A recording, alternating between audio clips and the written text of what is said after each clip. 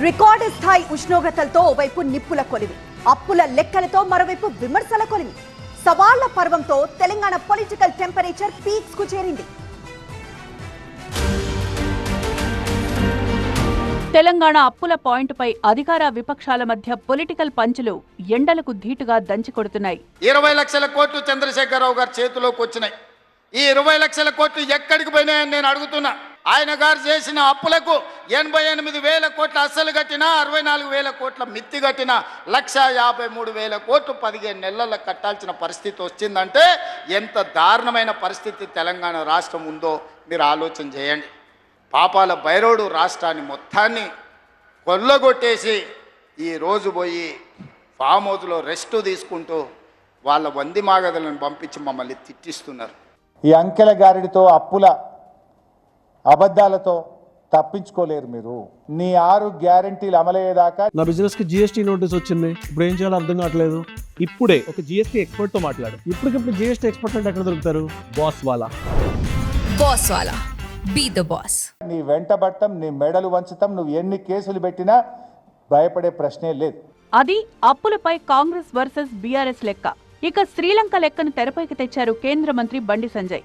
ప్రతి నెల 10,000 కోట్ల రూపాయలు అప్పు తీసుకొస్తున్నారు. ఇంకొక 3 సంవత్సరాలు ఈ ప్రభుత్వం ఉంటే ఇలా 10 లక్షల కోట్లు తెలంగాణ రాష్ట్రంలో అప్పులైతే ఇలా శ్రీలంక పరిస్థితి ఇలా తెలంగాణ రాష్ట్రంలో వచ్చేటువంటి ప్రమాదం తెలంగాణ రాష్ట్రంలో ఉంది. కొత్త అప్పులు పాత మిత్తిలకే ఖర్చయ్యాయనేది కాంగ్రెస్ వాదన.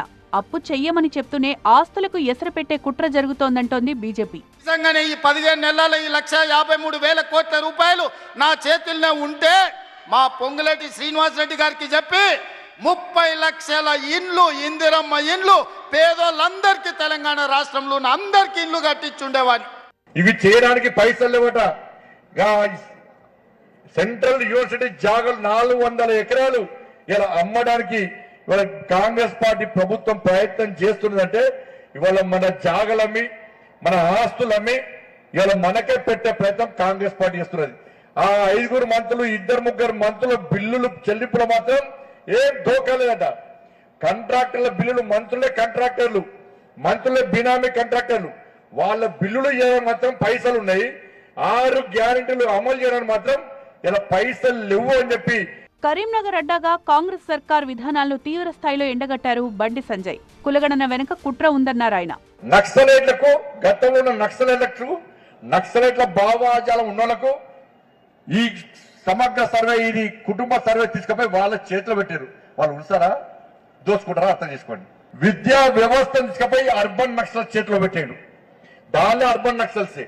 రాష్ట్రంలో బీజేపీ అధికారంలోకి వచ్చాక అన్ని లెక్కలు తేలుస్తామన్నారు. ఎవరి లెక్క వారిదే. మొత్తానికి ఎండలకు ధీటుగా అప్పుల బీట్ కేంద్రంగా తెలంగాణ రాజకీయం అంతకంతకు వేడెక్కుతున్నాయి.